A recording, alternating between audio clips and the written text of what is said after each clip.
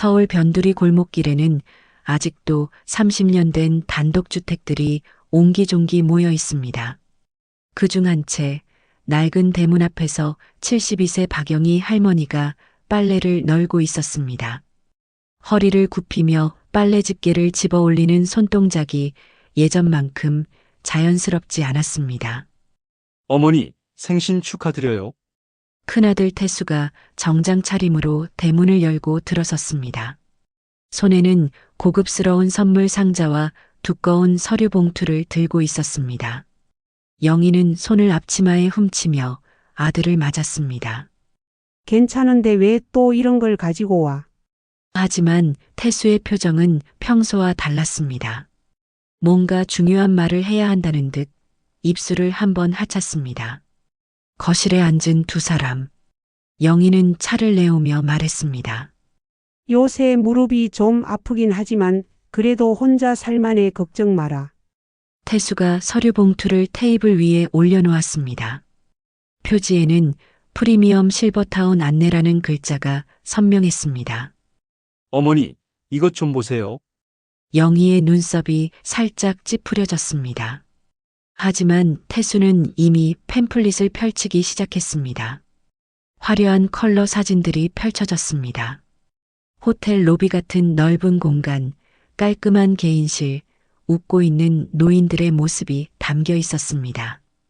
24시간 의료진이 상주하고요. 요가 교실, 서예 교실, 노래 교실까지 있어요. 같은 연배분들과 함께 지내실 수 있고. 태수의 설명이 이어졌습니다.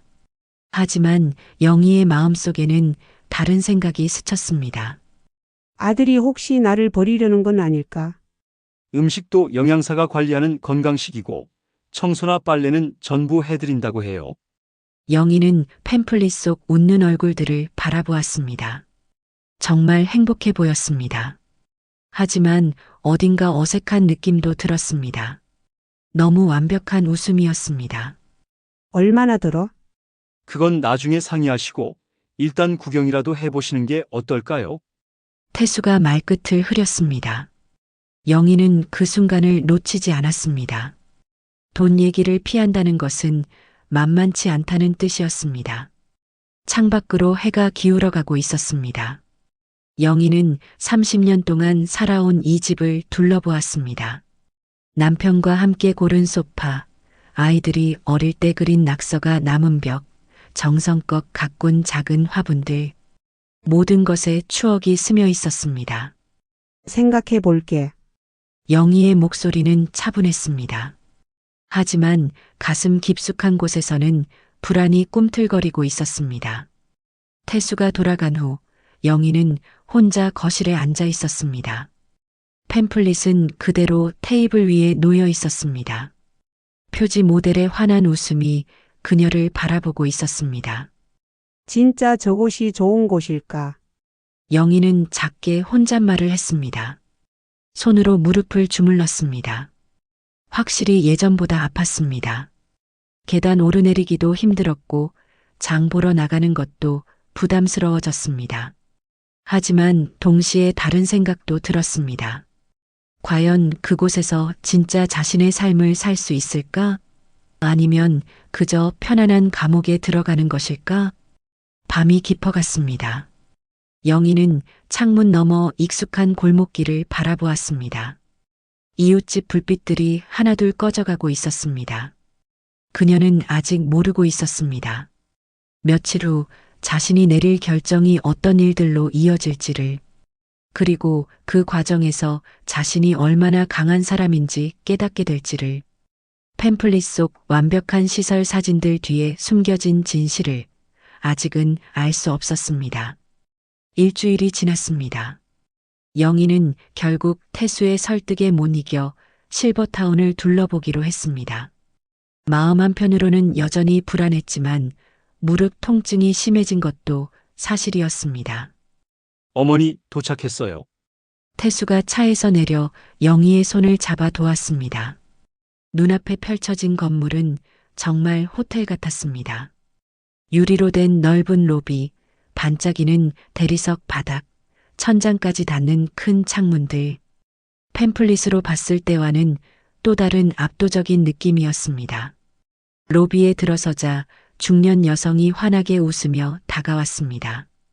안녕하세요. 제 생활상담사 김미영입니다.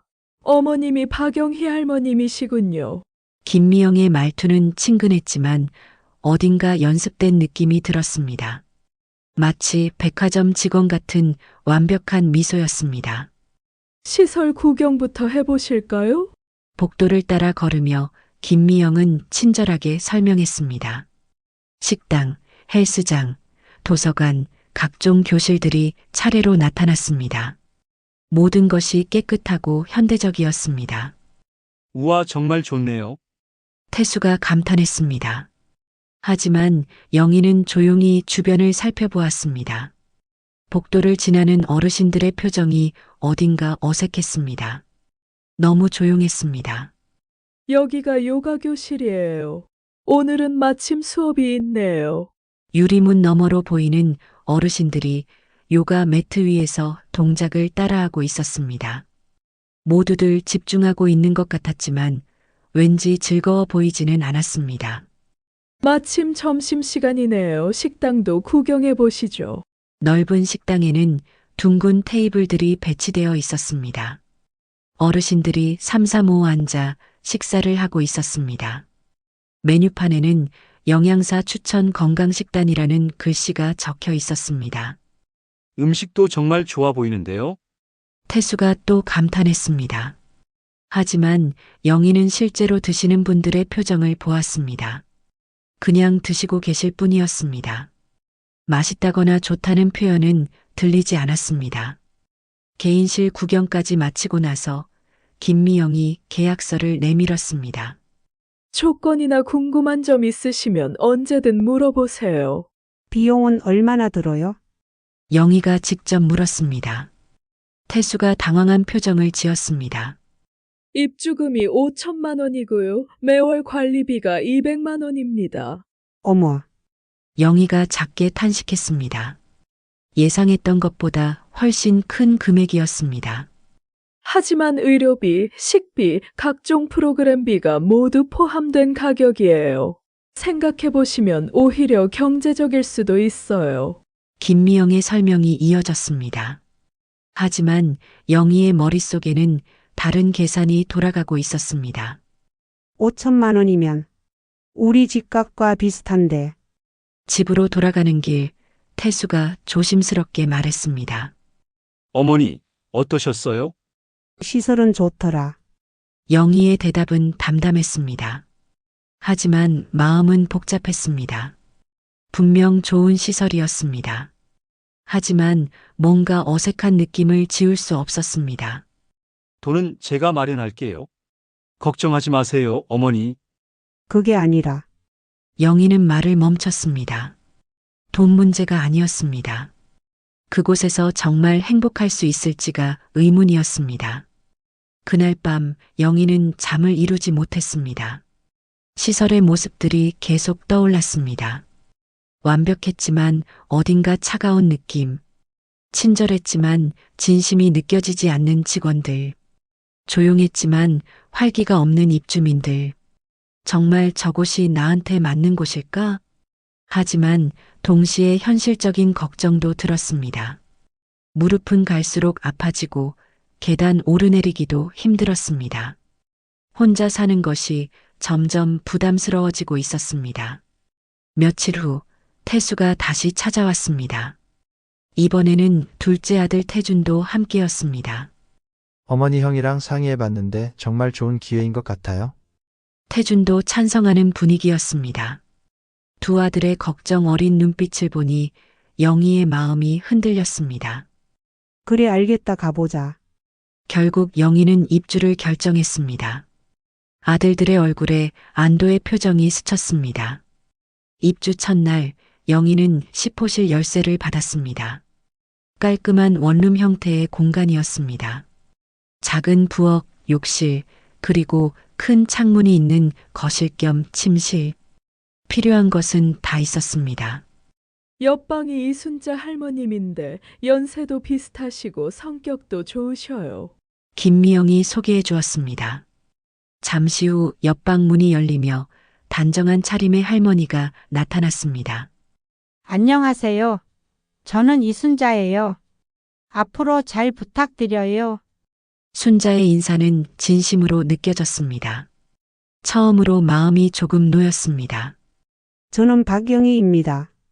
잘 부탁드려요. 첫 주는 정말 꿈만 같았습니다. 아침마다 방송으로 나오는 체조를 따라하고 영양사가 짠 균형 잡힌 식사를 했습니다. 오후에는 순자와 함께 산책을 하거나 서예 교실에 참여했습니다. 여기 와서 정말 좋아졌어요.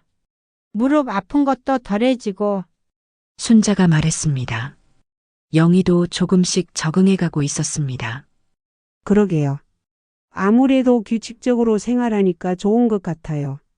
하지만 시간이 지나면서 작은 변화들이 눈에 띄기 시작했습니다. 첫 주에는 매일 있었던 요가 수업이 격일로 줄어들었습니다. 식당 음식의 가짓수도 조금씩 줄어드는 것 같았습니다. 오늘 생선찌개 없네요. 순자가 식당에서 중얼거렸습니다. 첫 주에는 매일 나왔던 생선찌개가 보이지 않았습니다. 메뉴가 조금씩 바뀌나 봐요. 영희가 대답했지만 마음 한구석에서는 의문이 들기 시작했습니다. 밤늦게 복도를 걸어가다가 영희는 직원 사무실에서 새어나오는 대화를 우연히 들었습니다. 이제 입주자들이 어느 정도 적응했으니까 서비스 좀 줄여도 될 것 같은데요. 그러게요. 처음 한 달만 제대로 하면 나중엔 불만 없어요. 영희의 발걸음이 멈췄습니다. 가슴이 철렁 내려앉는 느낌이었습니다. 설마 이런 식으로 운영하는 건 아니겠지?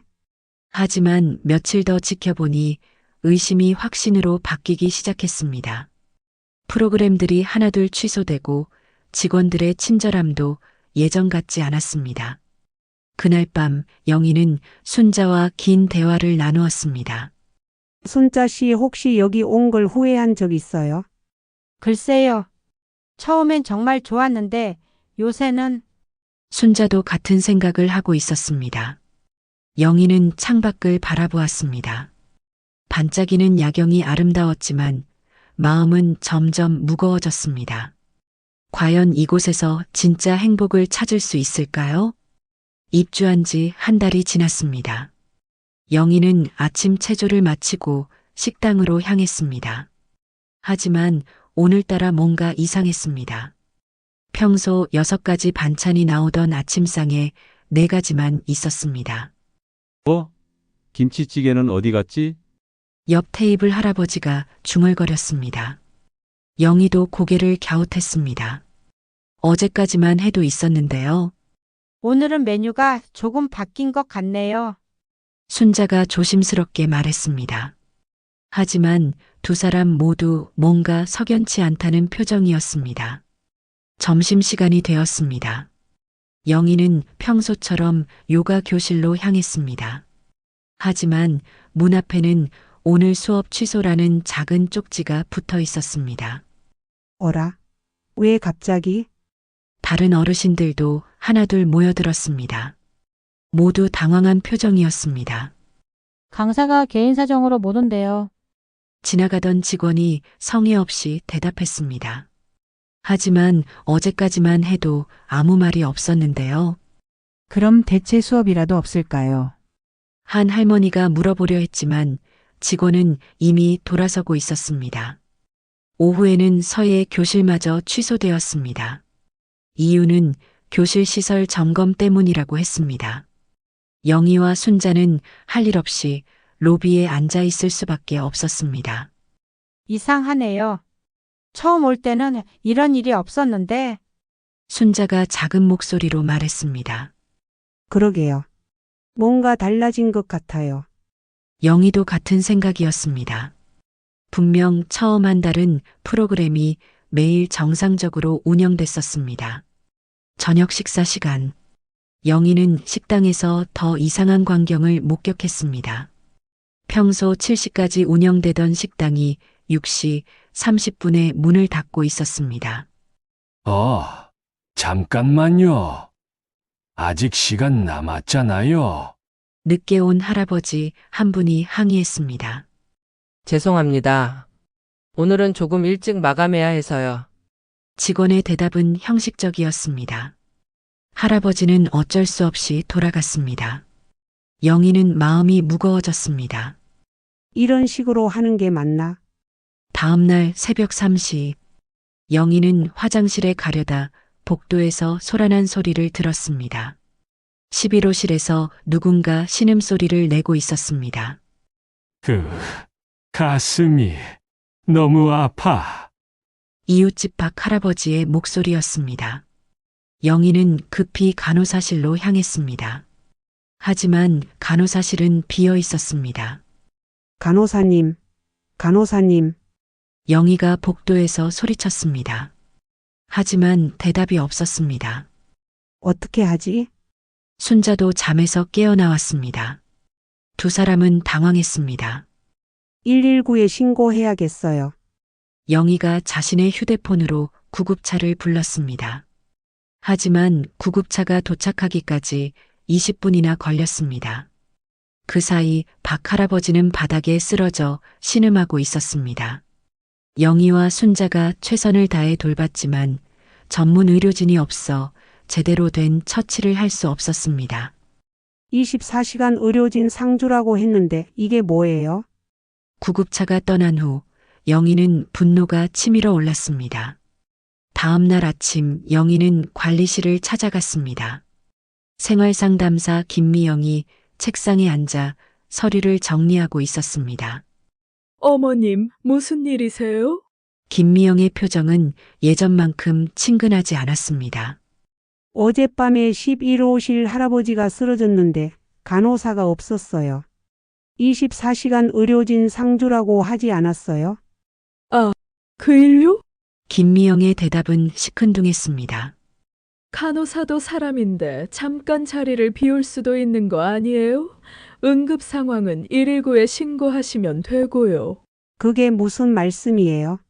계약할 때는 분명히 어머님, 모든 분을 완벽히 만족시킬 수는 없어요. 이해해 주세요. 김미영의 목소리에는 짜증이 섞여 있었습니다. 영희는 어이가 없었습니다. 그럼 계약서에 써 있는 건 뭐예요? 계약서는 최선을 다한다는 의미예요. 100% 보장한다는 뜻은 아니고요. 김미영이 차갑게 대답했습니다. 영희는 할 말을 잃었습니다. 관리실을 나와 복도를 걷고 있는데 영희는 직원 휴게실에서 새어나오는 대화를 들었습니다. 문이 살짝 열려 있었습니다. 요새 입주민들 불만이 좀 많네요. 뭘 그런 걸 신경 써요. 어차피 계약금 다 받았으니까 이제 서비스 좀 줄여도 돼요. 그래도 너무 티나게 하면 괜찮아요. 다들 나이 드신 분들이라 별 수 없어요. 어디 갈 데도 없고요. 영희의 다리에 힘이 빠졌습니다. 가슴이 철렁 내려앉았습니다. 이게 진짜 속마음이었구나. 영희는 벽에 기대어 서서 깊은 숨을 쉬었습니다. 어지러웠습니다. 방으로 돌아와 순자에게 들은 이야기를 전했습니다. 정말 그런 말을 했다고요? 순자의 얼굴이 창백해졌습니다. 네. 어차피 계약금 받았으니까 서비스 줄여도 된다고. 어머, 그럼 우리는 순자도 충격을 받은 것 같았습니다. 두 사람은 한동안 말을 잇지 못했습니다.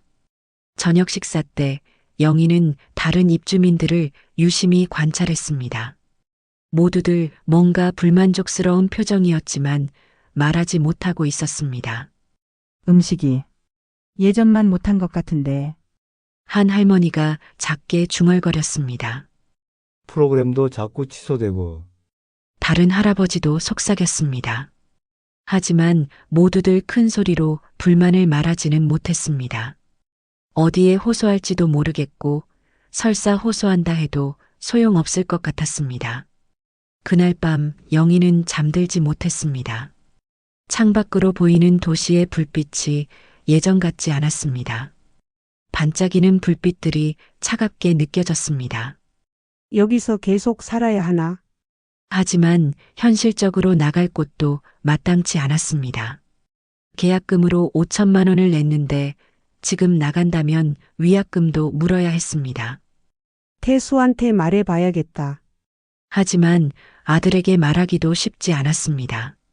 좋다고 해서 들어왔는데 이제 와서 나가고 싶다고 하면 아들이 어떻게 생각할까요? 다음 날 아침 영희는 순자와 함께 산책을 나갔습니다.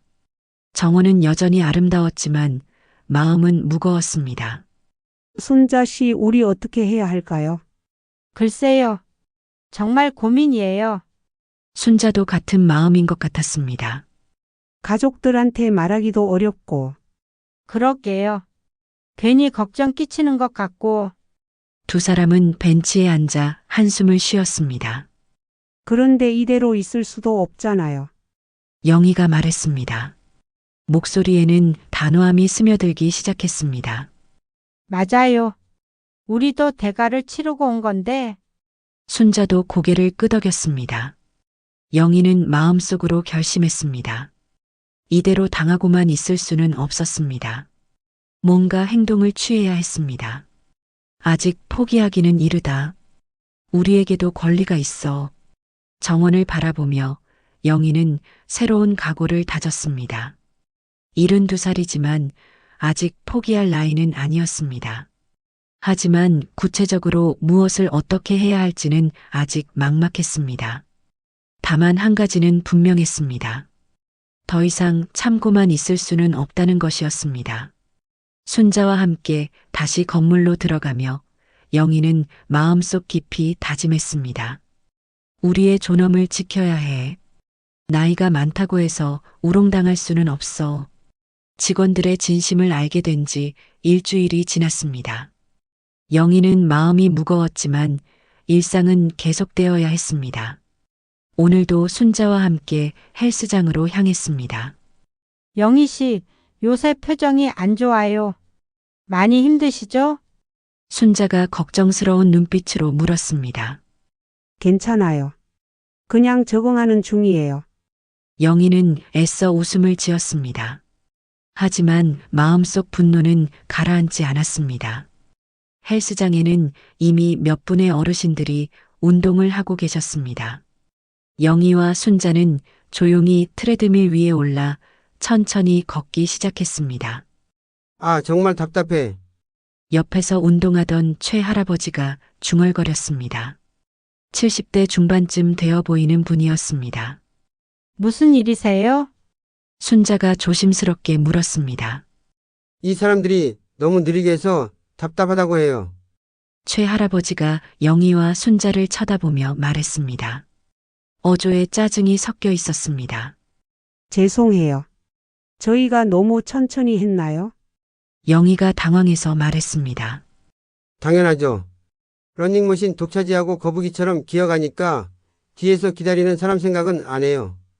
최 할아버지의 목소리가 커졌습니다.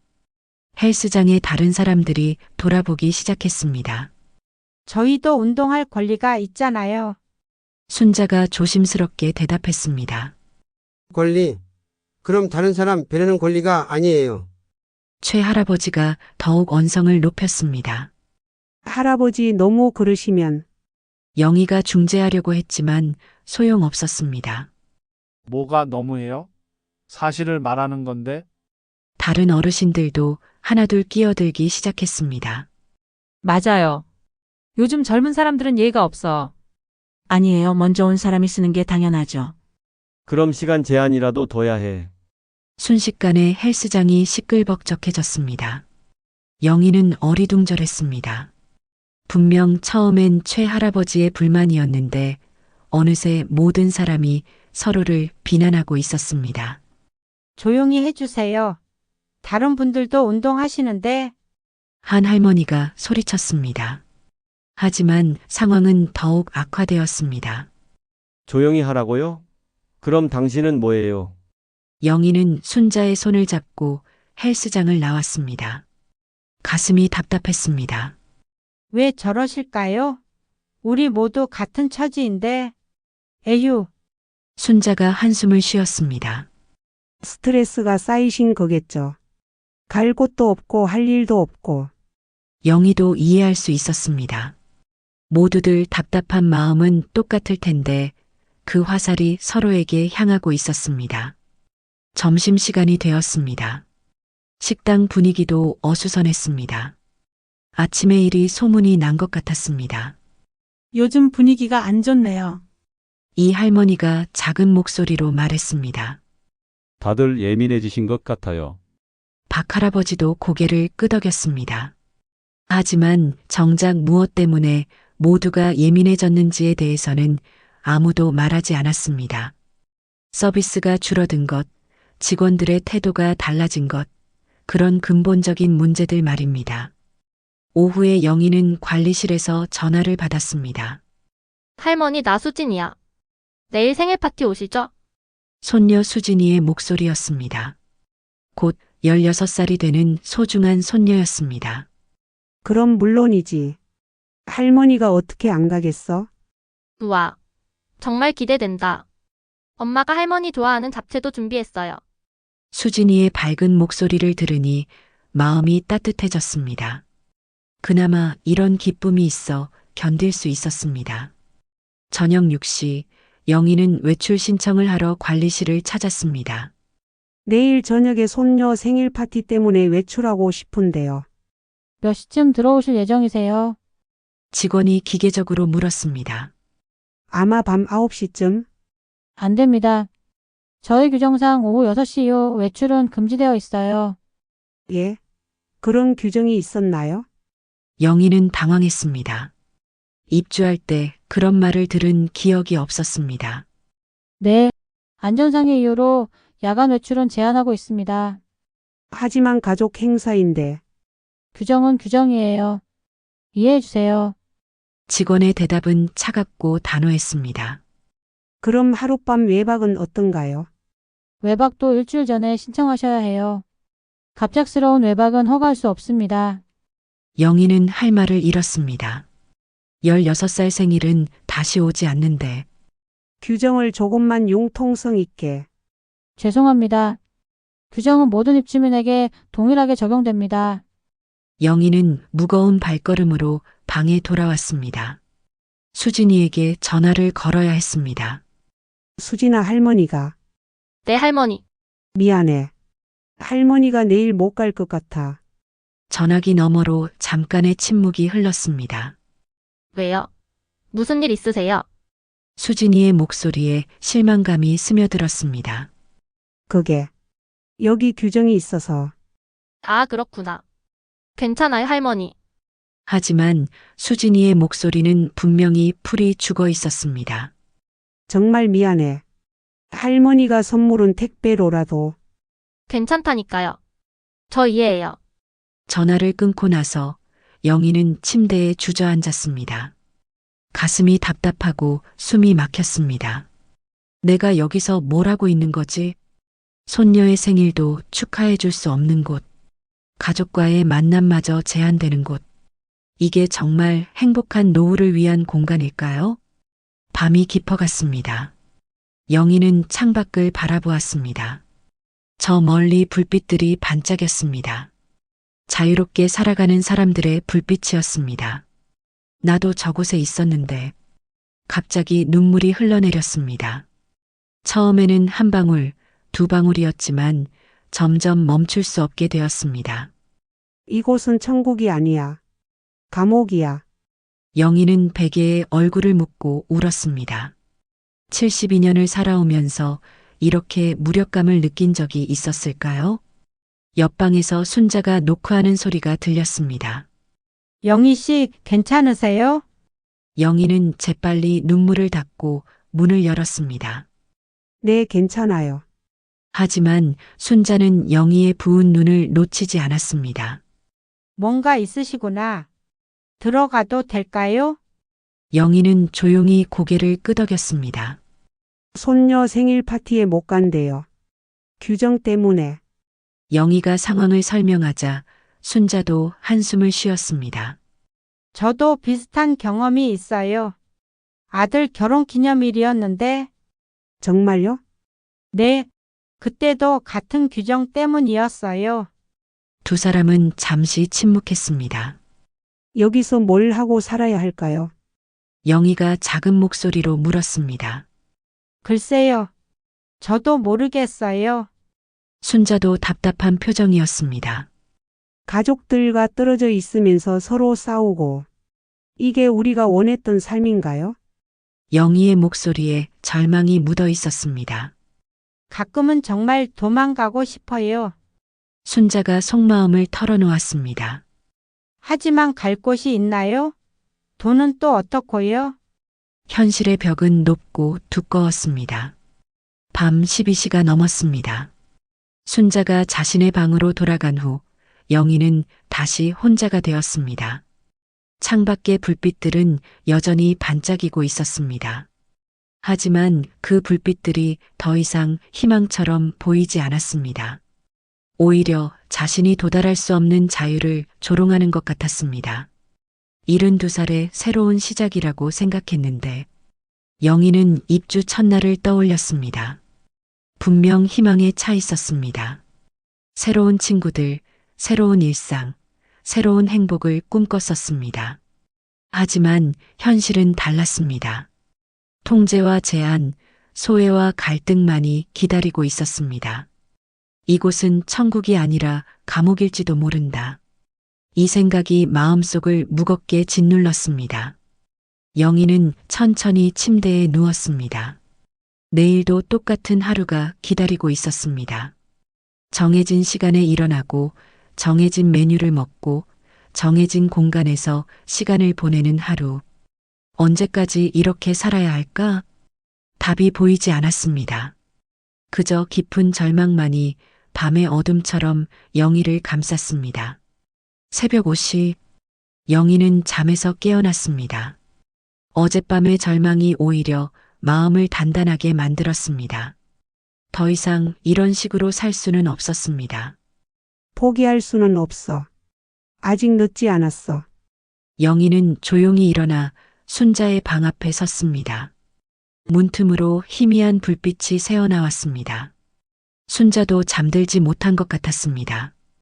똑똑, 작게 노크했습니다. 순자 씨 저예요. 영희 씨? 이렇게 일찍 무슨 일이에요? 순자가 문을 열었습니다. 역시 잠들지 못했던 것 같았습니다. 눈이 붓고 피곤해 보였습니다. 얘기 좀 해요. 두 사람은 영희의 방으로 들어와 조용히 앉았습니다. 새벽의 정막이 무거웠습니다. 순자 씨 우리 이대로 있을 수는 없어요. 영희의 목소리는 어제와 달랐습니다. 절망이 아닌 결의가 담겨 있었습니다. 그런데 뭘 어떻게 해요? 증거를 모아야 해요. 우리가 당한 일들을 기록하고 다른 분들 얘기도 들어보고. 순자의 눈빛이 달라졌습니다. 정말 그럴 수 있을까요? 해봐야죠. 가만히 있으면 계속 이렇게 살아야 해요. 영희의 말에 순자가 천천히 고개를 끄덕였습니다. 그럼 어떻게 시작하죠? 일단 우리가 본 것들부터 적어봐요. 영희는 작은 수첩을 꺼냈습니다. 평소 일기를 쓰던 것이었습니다. 첫째 입주 한 달 후부터 음식질 저하. 영희가 또박또박 적었습니다. 둘째, 프로그램 무단 취소. 순자도 하나씩 떠올렸습니다. 셋째, 야간 간호사 부재. 박 할아버지 응급 상황 때. 넷째, 직원들의 냉소적 대화. 두 사람은 밤새 기록을 정리했습니다. 생각보다 문제점들이 많았습니다. 다음 날 아침, 영희는 식사 시간에 몰래 음식 사진을 찍었습니다. 예전에 비해 확실히 부실해진 반찬들이 선명하게 담겼습니다.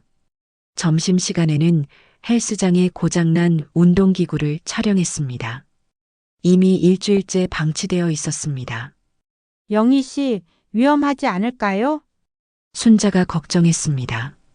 괜찮아요. 우리 권리를 지키는 거예요. 오후에는 다른 입주민들과 조심스럽게 대화를 나누었습니다. 김 할머니 요즘 어떠세요? 글쎄 예전만 못한 것 같긴 해. 하지만 뭐라고 말하기는. 괜찮아요. 저희도 같은 생각이에요. 영희가 먼저 속마음을 털어놓자 김할머니도 마음을 열었습니다. 사실 서예 선생님이 바뀌고 나서 수업질이 많이 떨어졌어. 그런 일이 있으셨군요. 순자가 작은 수첩에 적었습니다. 이 할아버지와도 대화를 나누었습니다. 요가 교실이 자꾸 취소되는 게 속상해요. 맞아요. 처음엔 매일 했는데 지금은 일주일에 2번도 안 해. 혹시 다른 불편한 점도 있으세요? 그 글쎄. 간병실 호출벨을 눌러도 30분은 기다려야 해. 하나둘씩 증언이 모였습니다. 모두들 불만이 있었지만 혼자서는 말하기 어려워했습니다.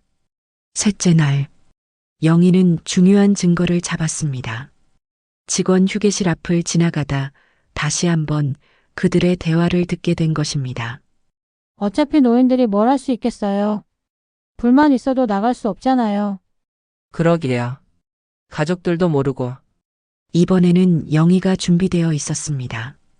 휴대폰 녹음 기능을 켜두었던 것입니다. 일주일 후, 영희와 순자는 충분한 자료를 모았습니다. 사진 20여 장, 녹음 파일 3개, 입주민 증언 10여 개. 이제 관리실에 가야겠어요.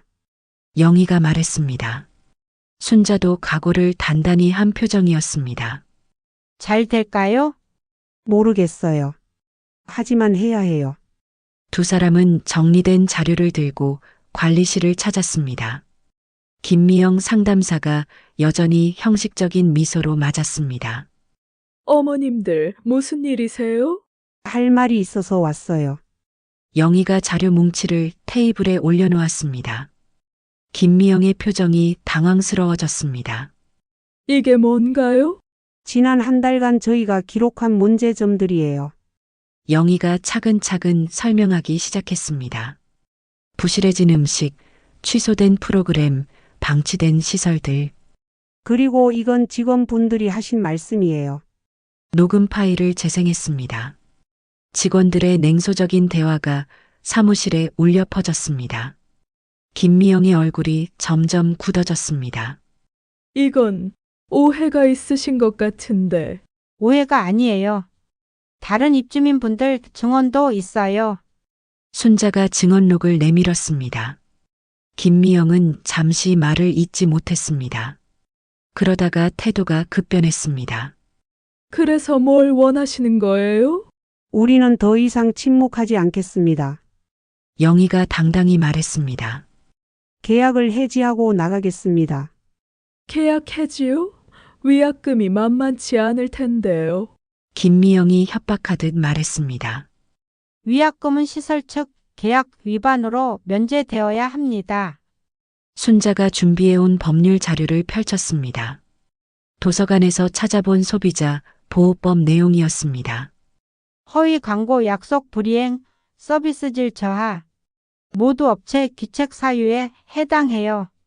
김미영은 점점 궁지에 몰렸습니다. 잠깐 관리자님께 여쭤보겠습니다. 10분 후 중년 남성이 나타났습니다. 시설 관리자였습니다. 무슨 일인지 들었습니다.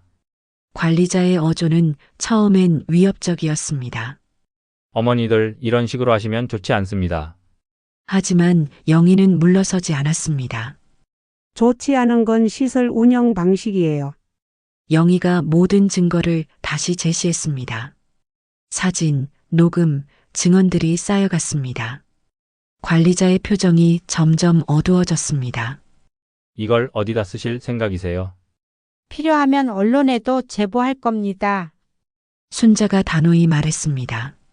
소비자 보호원에도 신고할 거고요. 30분간의 긴장된 대화 끝에 관리자가 마침내 입을 열었습니다. 알겠습니다.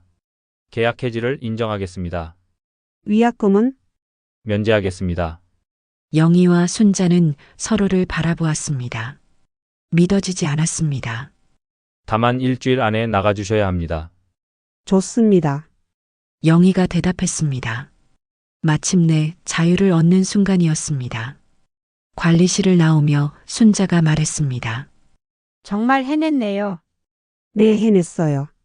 두 사람의 얼굴에 오랜만에 밝은 표정이 떠올랐습니다.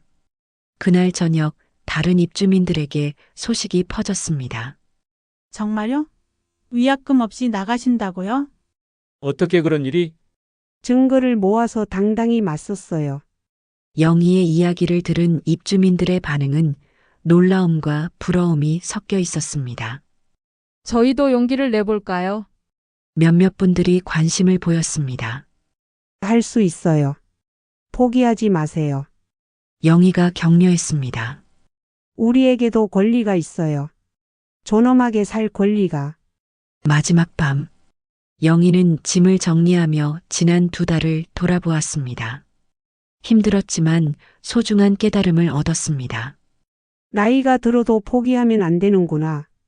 창밖을 바라보니 도시의 불빛들이 다시 희망처럼 반짝였습니다. 내일부터는 저 자유로운 세상으로 돌아갈 수 있었습니다. 순자와 마지막 차를 마시며 영희가 말했습니다. 순자 씨 고마워요. 혼자였으면 못했을 거예요. 저도 감사해요. 영희 씨 덕분에 용기를 낼 수 있었어요. 앞으로도 친구로 지내요. 물론이죠. 두 사람은 따뜻하게 안부를 나누었습니다. 힘든 시간을 함께 이겨낸 진정한 친구가 되어 있었습니다. 새벽이 밝아오고 있었습니다. 영희에게는 새로운 시작의 빛이었습니다. 실버타운을 나온 지 1달이 지났습니다. 영희는 태수가 구해준 작은 아파트에서 새로운 생활을 시작했습니다. 2층짜리 연립주택 1층, 방 2개짜리 작은 공간이었습니다. 예전 집보다 작았지만 마음은 훨씬 넓었습니다. 아무도 간섭하지 않았고 언제든 나갈 수 있었습니다. 자유라는 것이 이런 것이구나 싶었습니다. 어머니, 정말 여기서 괜찮으세요? 태수가 걱정스러운 표정으로 물었습니다. 아직도 실버타운이 더 좋지 않았나 하는 마음이 있는 것 같았습니다. 괜찮다고 했잖아. 여기가 훨씬 좋아. 영희의 대답은 확신에 차 있었습니다. 하지만 혼자 계시기에는 혼자가 아니야. 순자 씨도 근처에 살고 너희들도 자주 오고. 실제로 순자는 도보 10분 거리에 있는 원룸에 살고 있었습니다. 그녀도 가족 근처로 이사를 온 것이었습니다. 새집 첫날 밤, 영희는 작은 부엌에서 라면을 끓였습니다. 실버타운에서는 할 수 없었던 일이었습니다. 라면 냄새가 집안에 가득 퍼졌습니다. 그 냄새가 이상하게 감동적이었습니다. 내가 원할 때 내가 먹고 싶은 것을 만들어 먹을 수 있다는 것. 이게 진짜 내 집이구나. 다음 주 금요일, 영희는 오랜만에 수진이와 저녁을 함께 했습니다. 할머니 생일 못 봐주셔서 서운했어요. 수진이가 솔직하게 말했습니다. 미안해. 할머니도 정말 가고 싶었는데. 지금이라도 늦지 않았어요. 오늘이 진짜 생일 파티예요. 수진이가 환하게 웃었습니다. 16살 아이의 밝은 미소가 영희의 마음을 따뜻하게 했습니다. 할머니 그곳에서 많이 힘드셨죠? 수진이가 조심스럽게 물었습니다. 힘들었지. 하지만 배운 것도 많아. 뭘 배우셨어요? 포기하면 안 된다는 것. 나이가 들어도. 영희가 수진이의 손을 잡았습니다. 그리고 진짜 소중한 건 자유롭게 선택할 수 있다는 거야. 수진이가 고개를 끄덕였습니다. 16살에게는 아직 어려운 말일 수도 있었지만 뭔가 느끼는 것 같았습니다. 저녁을 먹으며 영희는 눈시울이 붉어졌습니다. 손주와 함께 밥을 먹는다는 것, 언제든 만날 수 있다는 것, 그런 당연한 일들이 얼마나 소중한지 깨달았습니다. 이제야 진짜 내 삶을 사는 것 같다. 영희가 작게 중얼거렸습니다. 할머니? 아니야, 혼잣말이야. 한 달 후, 순자가 흥미로운 제안을 가지고 왔습니다. 영희 씨, 지역 복지관에서 강연을 해보는 게 어떨까요?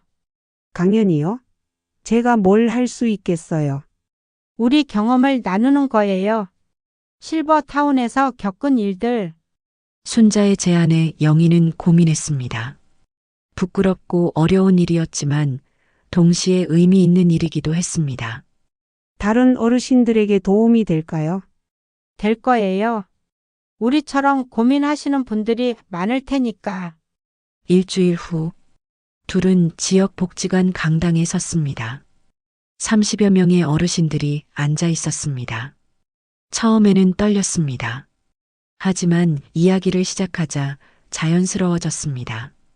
저희가 겪은 일을 말씀드릴 겸 실버타운에서 있었던 일들을요. 영희가 차근차근 이야기했습니다. 처음의 기대, 점차 드러난 문제들, 그리고 마지막 결단까지. 가장 중요한 건 포기하지 않는 것이었어요. 순자가 이어받았습니다. 우리에게도 권리가 있어요. 존엄하게 살 권리가. 청중들이 집중해서 듣고 있었습니다. 몇 분은 고개를 끄덕이기도 했습니다. 편안함은 선택에서 오는 것입니다. 영희가 강조했습니다.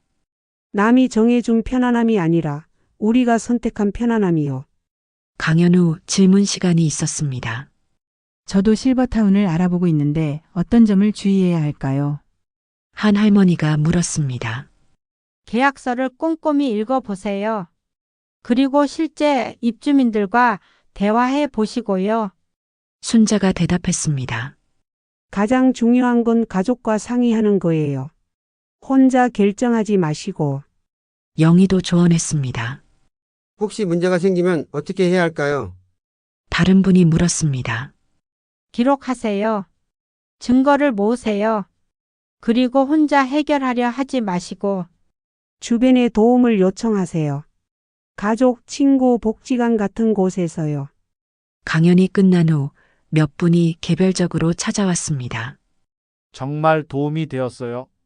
용기를 주셔서 고마워요. 저희도 배운 게 많아요. 감사합니다. 영희와 순자는 뿌듯했습니다. 자신들의 경험이 다른 사람에게 도움이 된다는 것이 신기하고 감사했습니다. 집으로 돌아가는 길에 순자가 말했습니다. 우리 일이 헛되지 않았네요. 맞아요. 이제야 그 일의 의미를 알겠어요. 봄이 되었습니다. 영희는 작은 베란다에 화분을 놓고 꽃을 키우기 시작했습니다. 페투니아, 베고니아 같은 예쁜 꽃들이었습니다. 매일 아침 물을 주고 햇빛을 쬐어주고 시든 잎을 따주었습니다. 작은 일이었지만 즐거웠습니다. 할머니, 꽃 정말 예쁘게 피었네요. 태준이 놀러와서 감탄했습니다. 그러게. 손만 대면 이렇게 예쁘게 자라네. 할머니가 정성껏 키우셨잖아요. 사람도 꽃도 마찬가지야. 관심과 사랑이 있으면 어디서든 잘 자라는 거야. 영희의 말에 태준이 고개를 끄덕였습니다. 어느 일요일 오후 가족들이 모두 모였습니다. 태수 가족, 태준 가족까지 8명이 작은 거실에 모여 앉았습니다. 좁았지만 따뜻했습니다. 아이들이 뛰어다니고 며느리들이 음식을 준비하고 아들들이 TV를 보며 웃었습니다. 어머니, 정말 여기서 행복하세요? 태수가 다시 한번 물었습니다. 행복해. 정말로. 영희의 대답에는 확신이 있었습니다. 처음에는 걱정했는데 이제 보니 어머니가 더 밝아지신 것 같아요. 큰 며느리가 말했습니다. 그런가? 나도 그런 것 같아. 영희가 웃었습니다. 정말 오랜만에 마음으로부터 나오는 웃음이었습니다. 할머니, 다시 그런데 안 가셔도 되죠? 수진이가 걱정스럽게 물었습니다. 안 가. 이제 할머니는 여기서 너희들과 함께 살 거야. 약속이에요. 약속. 영희가 새끼손가락을 내밀었습니다. 수진이가 웃으며 새끼손가락을 걸었습니다. 저녁이 되어 가족들이 돌아간 후 영희는 혼자 베란다에 나와 앉았습니다. 꽃들이 저녁 햇살에 반짝였습니다. 순자에게 문자를 보냈습니다. 오늘 가족들이 다 왔었어요. 정말 행복했어요. 곧 답장이 왔습니다. 좋겠어요. 저도 내일 아들 가족이 와요. 이제 진짜 자유네요. 맞아요. 진짜 자유예요. 영희는 핸드폰을 내려놓고 하늘을 바라보았습니다. 구름이 천천히 흘러가고 있었습니다. 72살의 새로운 시작이라니. 한때는 늦었다고 생각했습니다. 이미 정해진 삶을 살아가야 한다고 생각했습니다. 하지만 아니었습니다. 언제든 새로 시작할 수 있었습니다. 언제든 선택할 수 있었습니다. 다음 달에는 순자와 함께 또 다른 복지관에서 강연 요청이 들어왔습니다. 그들의 이야기를 듣고 싶어 하는 사람들이 많았습니다. 우리 이야기가 누군가에게 힘이 된다니. 영희는 뿌듯했습니다. 힘든 경험이었지만 그 경험이 의미 있는 일이 되었습니다. 해가 지고 있었습니다. 주황빛 노을이 작은 아파트를 물들였습니다. 영희는 꽃에 물을 주며 생각했습니다. 편안함은 정말 선택에서 오는 거구나. 남이 만들어준 편안함이 아니라 자신이 선택한 편안함. 자유로운 선택 속에서만 진짜 행복을 찾을 수 있다는 것을. 그날 밤 영희는 오랜만에 깊이 잠들었습니다.